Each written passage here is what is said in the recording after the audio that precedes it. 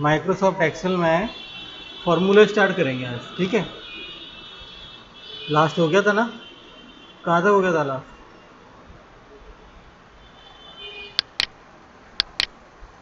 Last Excel में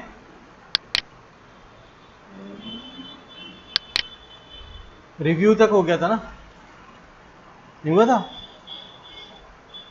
चलो आज मैं कुछ बता रहा हूँ आपको फार्मूलाज एक्सेल के अंदर। फार्मूले कैसे हम यूज़ करते हैं। फार्मूले का मतलब है कि इसके अंदर हम कैलकुलेशन कैसे करेंगे। कुछ सम फार्मूले मैंने आपको बताए थे, ठीक है, वो अभी रिपीट कर देता हूँ फिर से।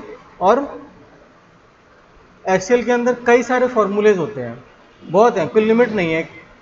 अपनी ज़रूरत के अकॉर्डिंग कोई भी फार्मूला हम एक्सेल के अंदर बना सकते हैं। बस हमें एक्सेल के अंदर फार्मूला को यूज़ करने का तरीका आना चाहिए, सिंटेक्स आना चाहिए कि फार्मूले का सिंटेक्स क्या होता है। सिंटेक्स का मतलब होता है लिखने का तरीका, फार्मूला को कैसे यूज़ करते हैं एक्सेल के अंदर, ठीक है। आगे बढ़ो। तो कुछ ऑटो सम वाले जो फॉर्मूले हैं, जैसे सम करना, एवरेज निकालना, मैक्सिमम निकालना, काउंट करना, मिनिमम निकालना, मैक्सिमम निकालना, ये मैंने बताए थे। सेल के अंदर ही हम फॉर्मूले को यूज़ करते हैं। किसके अंदर? सेल के अंदर। ये जो सेल है एक्सेल की, ये जो आप रेक्टेंगल फॉर्मेट में देख रहे हो, ये सेल है। इस सेल के अंदर हम अपना डेटा लिखते हैं। कोई भी, वो डेटा टेक्स्ट हो सकता है और वो डेटा न्यूमेरिकल हो सकता है कि नहीं। अब टेक्स्ट के साथ में कोई कैलकुलेशन नहीं होती है। क्या टेक्स्ट को हम उसमें से प्लस माइनस कर सकते हैं क्या? नहीं। टैक्स वाले फॉर्मूले होते हैं लेकिन उनके अंदर टैक्स वाला ही काम होगा, ठीक है। अभी मैं कुछ आपको न्यूमेरिकल फॉर्मूले बता रहा हूँ कि न्यूमेरिकल फॉर्मूले को हम कैसे यूज करते हैं, ठीक है।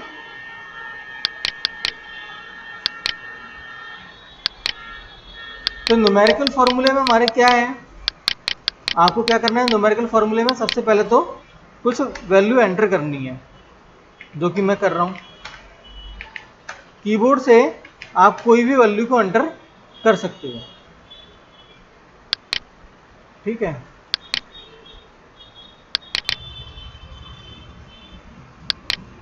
फॉर्मूले लगाने के मेथड समझ लीजिए, क्या होता है फॉर्मूला लगाने के मेथड। जैसे सपोज मैंने सम का फॉर्मूला लिखा, तो एक्सेल की जो सेल होती है वो एक कैलकुलेटर होती है, ये समझ लें। आपने इक्वल टू लगा के कोई भी कैलकुलेशन कर लेनी है। जैसे मुझे दो नंबर जोड़ना है, 10 प्लस 5। क्या किया मैंने? 10 इक्वल टू लगाया, 10 प्लस 5 लिखा, तो नंबर जुड़ गए। 10 प्लस 5 15 हो गए। मैं यहाँ पे भी लिखता हूँ 10 प्लस 5, तो ये नंबर जुड़ेगा नहीं। क्यों नहीं जुड़ेगा? जब तक आप इसके अंदर इक्वल टू नहीं लगाओगे सेल के अंदर, सेल फॉर्मूला के लिए एक्टिव नहीं होगी। वो एक्टिव हो जाएगी किस लिए? आपके कोई भी नॉर्मल टेक्स्ट या नंबर आपको लिखने के लिए अलाउ कर देगी, वो कैलकुलेशन करने के लिए अलाउ नहीं करेगी। कोई किसी भी प्रकार की कैलकुलेशन नहीं होगी, ना तो फॉर्मूला लगेगा, ना कोई आप प्लस माइनस सम जो भी आप यूज करना चाहते हो वो कुछ भी नहीं होगा, ठीक है। जो भी फॉर्मूला लगाना है, जैसे मुझे सपोज जोड़ने के लिए कोई फॉर्मूला लगाना है, जोड़ना मतलब सम करना, तो सम करने के लिए फॉर्मूले से भी बताता हूं मैं, डायरेक्ट कैसे होगा वो भी बताता हूं, ठीक है। सम करने के लिए इक्वल टू लगाया, लिखा सम, तो सम का फॉर्मूला आ गया, ब्रैकेट लगाओ। अब नीचे की तरफ ये जो लाइन दिख रही है आपको, ये इसका सिंटेक्स है। क्या है ये सिंटेक्स। इस फॉर्मेट में आपको इसके अंदर लिखना है। जैसे हमने सम तो लगा दिया, ब्रैकेट लगा दिया, अब वो बोला है नंबर 1, तो नंबर 1 कौन सा? ये वाला। कॉमा लगा, वो बोल रहा है कॉमा लगाओ, कॉमा लगा दिया हमने। वो बोल रहा है number 2 comma, number 3 comma, number 4 comma, number 5। अब इसके बाद कोई है नहीं, तो आप ब्रैकेट बंद कर दो और एंटर मार दो। टोटल आ गया 210, ठीक है। अब एक्सेल पे यकीन नहीं है, कंप्यूटर पे यकीन नहीं है, तो कैलकुलेटर से करके देख लो, इतना ही आएगा, ठीक है। समझ गए? अगर हम कंप्यूटर पे विश्वास नहीं करते तो आप कैलकुलेटर पे करके देख लेना, आंसर यही आएगा। तो एक तो ये था कि हमने सारी सेल को ऐड कर दिया। अब ये C3, C4, C5, C6, C7 ये क्या है? ये सेल का एड्रेस है। जैसे ये कौन सी सेल है? C3, C कॉलम है, 3 रो है। तो कोई भी सेल को जब हम पढ़ते हैं तो सबसे पहले कॉलम पढ़ते हैं, कॉलम कौन सा है, उसके बाद रो कौन सी है। किसी भी सेल के एड्रेस को पढ़ने का ये तरीका है। नहीं पता अगर आपको तो आप क्या करो, यहाँ नेम बॉक्स होता है, यहाँ देख लो कौन सी सेल है। देखो कौन सी सेल है, J11। यहाँ से नहीं पढ़ पा रहे तो यहाँ से पढ़ सकते हैं। ठीक है। अब एक तरीका और है इसके अंदर सम करने का। इक्वल टू लगाया हमने, सम लिखा, देन ब्रैकेट। अब हम नंबर 1, नंबर 2, नंबर 3 ऐसे नहीं देंगे। हम क्या करेंगे, एक रेंज देंगे। अगर हमारे सारे नंबर्स कंटिन्यू फॉर्मेट में हैं, बीच में कोई भी ब्रेक नहीं है, तो हम क्या करेंगे, इसको एक सेल लिखो, कॉलम लगाओ और लास्ट वाली सेल लिख दो। सबसे फर्स्ट वाली सेल, कॉलम लगा के लास्ट वाली सेल। तो क्या होता है, ये एक रेंज हो जाती है। आप इसको अगर नहीं भी लिखो तो आप इसको सिलेक्ट कर सकते हो, माउस से ड्रैग कर लो जहां तक आपने सिलेक्शन करने हैं। बस ब्रैकेट क्लोज करो, एंटर करो। आंसर सेम है दोनों कंडीशन में ही, है कि नहीं? एक और सम का तरीका देखो। Equal to sum, bracket, number बोलते हैं ना कौन कौन से हैं, 2, 56, 89, 48, 15। ब्रैकेट क्लोज करो, आ रहा है आंसर 210। ठीक है, मतलब हमने नंबर डाल के भी देख लिया, यानी हमारा जो फंक्शन लगाया है हमने वो सही है। अब जैसे हमने इसके अंदर सेल की वैल्यू यूज़ की, सेल का रेफरेंस यूज़ किया, C3, C4 सेल का एड्रेस यूज़ किया, इसके अंदर हमने नहीं किया, तब भी आंसर हमारा सेम आ रहा है। तो इसमें अंतर क्या होगा? अंतर ये होगा कि जब भी हम किसी रिलेटेड सेल की वैल्यू को चेंज करते हैं, जैसे मैंने यहाँ कर दिया 20, ठीक है। अब देखो ये कितना होगा, 228। ये नहीं हुआ, ये क्यों नहीं हुआ? क्योंकि इस वाले फॉर्मूले में 2 ही लिखा है, अभी वहाँ 20 हुआ ही नहीं है। क्यों नहीं हुआ? क्योंकि आपने कांस्टेंट कर दिया है वैल्यू को। इस फॉर्मूला के अंदर आपने जो वैल्यू लिखी है वो कांस्टेंट है, वो जब तक आप चेंज नहीं करोगे तब तक वो बदलेंगी नहीं, वो वही रहेंगी। समझ गए?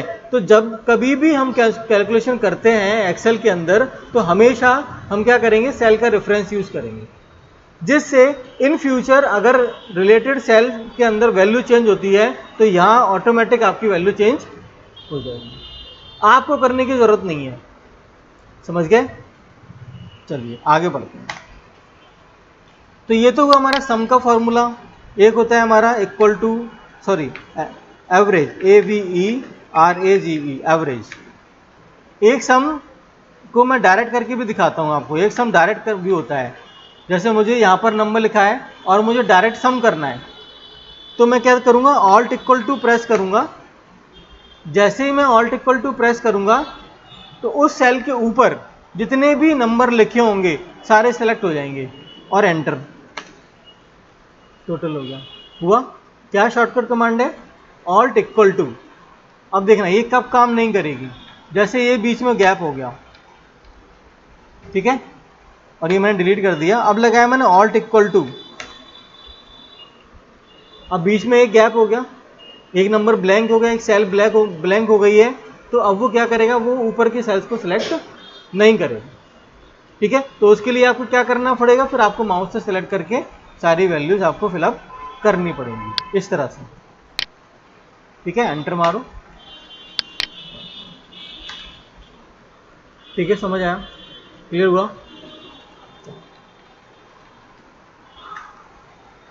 AVERAGE, एवरेज लगाएंगे, equal to AVERAGE, average, then bracket.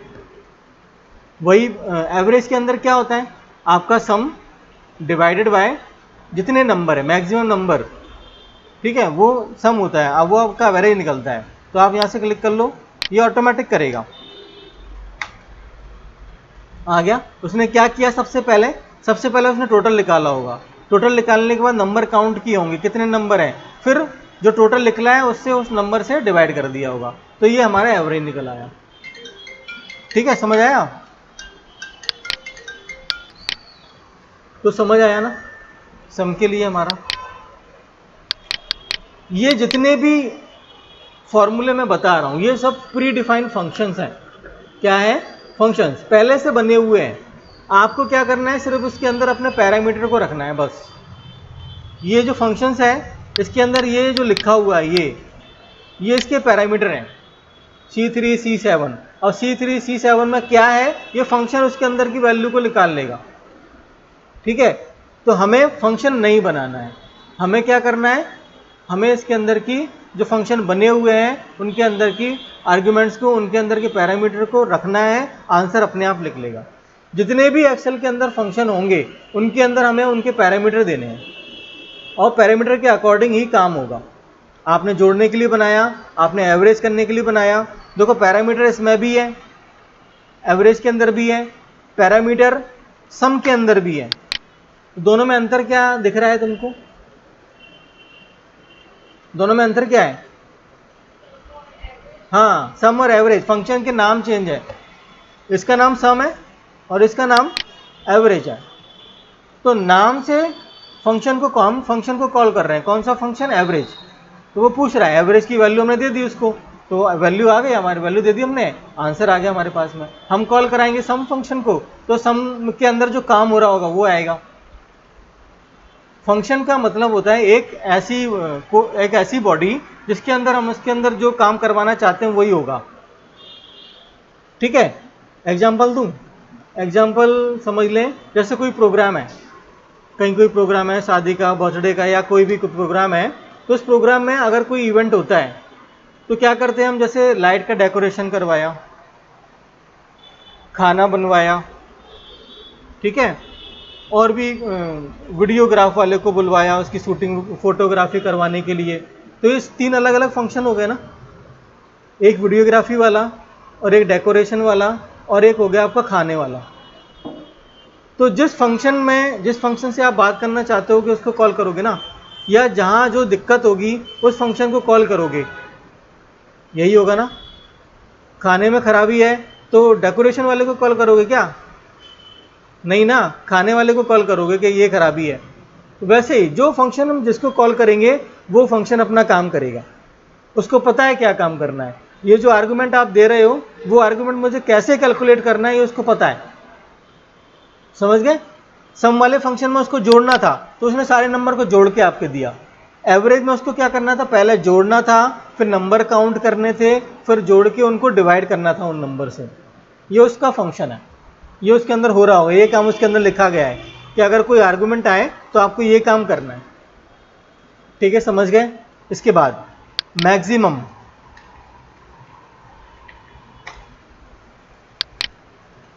Maximum का मतलब है आप जो भी रेंज दोगे उसमें सबसे बड़ा नंबर निकल के आएगा। देखो इक्वल टू मैक्स ब्रैकेट, यहाँ से लेके यहाँ तक हमने रेंज दे दी, सबसे बड़ा नंबर निकाल के देगा। 56 सबसे बड़ा नंबर है। ठीक है, समझ आया? मिनिमम लिखो इक्वल टू MIN। अब आप लोग क्या करोगे, कैसे लिखोगे? कभी इक्वल टू लगाना भूल जाते हैं बहुत से लोग। इक्वल टू लगाया और लिखा और यहाँ से लेके यहाँ तक लिखा, अरे ये तो आ ही नहीं रही, कुछ भी नहीं आ रहा। चलो ऐसे लिख के देखते हैं, कैसे? ऐसे C3 और ये ऐसे करके हमने लिखेंगे C7 और ब्रैकेट क्लोज और एंटर। कुछ नहीं होगा, कुछ नहीं होगा, कुछ नहीं होगा। क्यों नहीं होगा? क्योंकि हमने इक्वल टू इसके अंदर नहीं लगाया, तो ये वर्क सेल जो होगी वो वर्क नहीं करेगी। ठीक है, तो हमारा माइंड में क्लिक होना चाहिए हमने इक्वल टू नहीं लगाया है। ज़्यादातर माइंड में जो क्लिक होता है वो बताऊं क्या है? सर ये नहीं आ रहा हमारा, ये तो आ ही नहीं रहा, हमने तो फॉर्मूला सही लगाया है, ये देखो आपने भी ऐसे ही लिखा था, ये तो आ ही नहीं रहा। वो आएगा क्यों? क्योंकि हम भूल गए इसके अंदर इक्वल टू लगाना, तो वो नहीं आने वाला है। ओके, फॉर्मूला एक्टिव हो गया, देखो इक्वल टू लगाते ही एक्टिव हो गया। ये आ गया आपकी minimum value. Count, number count करने हैं आपको। ठीक है, how many number you have type तो लिखेंगे यहाँ equal to count, COUNT count, bracket यहाँ से लेके यहाँ तक नंबर को काउंट कर लिया हमने और नंबर 5 है ये, ठीक है ना। तो अगर हम कंफर्म करना चाहें कि ये हमारा जो एवरेज निकला है ये सही है क्या, तो हम कैसे करेंगे, इक्वल टू लगा के इसको डिवाइड कर देंगे 5 से। उतनी आ रहा है, आ रहा है उतनी, इसकी टोटल है और 5 नंबर है, इससे हमने इसको डिवाइड कर दिया तो हमारा वो निकल आया आपका। ओके, समझ आ रहा है कि नहीं आ रहा है ना, आना ही पड़ेगा।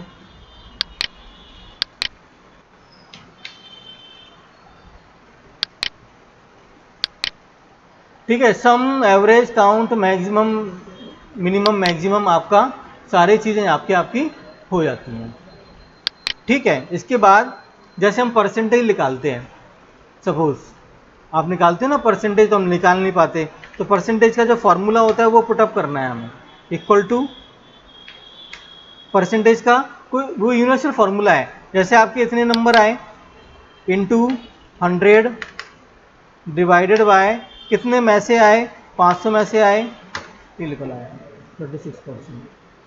ठीक है, समझ आया। Power POWER bracket POWER power.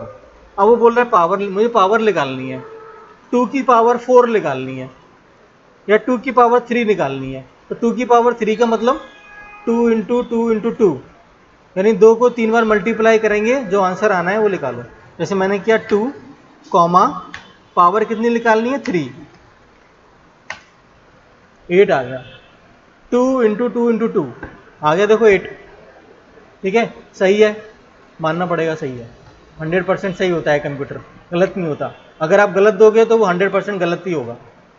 ठीक है, फिर SQRT आप स्क्वायर रूट निकाल सकते हो, इक्वल टू लिखो SQRT देन ब्रैकेट, किस नंबर का स्क्वायर रूट निकालना चाहते हैं तो आप दे दो यहाँ पे, जैसे मैंने दे दिया आपको 49, तो 49 का स्क्वायर रूट निकालेगा ये 7।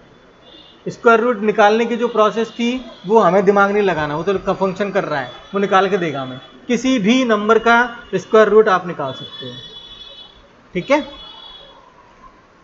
तो पावर हो गई आपकी, SQRT हो गई आपकी। ठीक है, और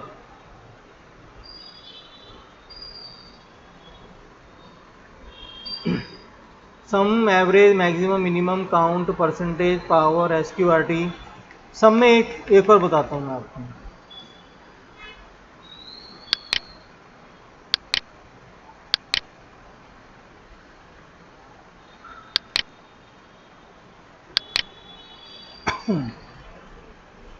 ऑटो सम तो हमारे हो गए। ठीक है, सम के अंदर एक को बताता हूं, सम इफ। ठीक है, ये करेगा कंडीशन के अकॉर्डिंग सम, क्या करेगा, कंडीशन के अकॉर्डिंग सम करेगा। जैसे इक्वल टू लगाया, लिखा सम इफ। अब क्वेश्चन ये है कि ये जो हमारी रेंज है इसमें 40 से ऊपर जो नंबर हो सिर्फ उनको ही टोटल करना है, बस जिस सेल की वैल्यू 40 से ऊपर होगी उसको ही टोटल करना है, बस बाकी को नहीं करना। तो सम इफ हमारी रेंज आ गई, कॉमा हमारा क्राइटेरिया आ जाएगा। जब आप क्राइटेरिया लिखोगे तो डबल इन्वर्टेड कॉमा लगाओगे शिफ्ट दबा के, ठीक है, और अपना क्राइटेरिया लिख दो, greater than 40, double inverted comma बंद, ब्रैकेट बंद और एंटर। सम इफ क्या आ रहा है, देखो 41, 49, यहाँ कितना आ रहा है 184, क्योंकि यहाँ सिर्फ उन्हीं नंबर का सम हो रहा है जो 40 से ऊपर है। कितने नंबर 40 से ऊपर हैं, हाँ 3 है, वो तो हमें दिख रहे हैं, ज़्यादा होते तो हमें ढूंढना पड़ता है कितने हो रहे हैं। फॉर्मूला लगाओ, equal to COUNT count if, count if formula लगा दो आप, इस रेंज में नंबर को काउंट करना है ग्रेटर देन 40। ठीक है, एंटर मारो, दे दिया 3, यानी आप सही हो, 3 आपका जवाब सही है। ओके, तो ये हो गए नंबर्स आपके।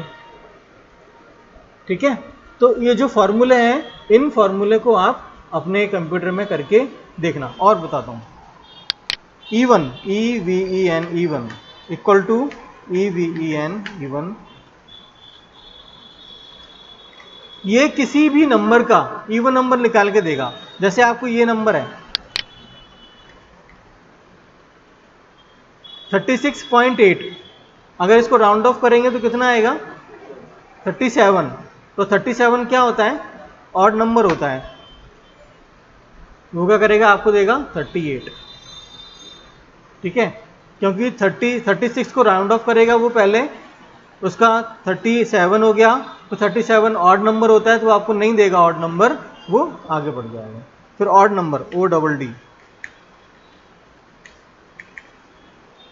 Equal to ODD odd, then bracket, और वो नंबर जिसका ऑड नंबर आप चाहते हो 37 आ जाएगा। आ गया। तो एक काम करेंगे, ये जो फॉर्मूले हैं, इन फॉर्मूले को आप क्या करो, एक फ़ोटो क्लिक करो इनका अपने मोबाइल फ़ोन से, और इनको चला के देखेंगे।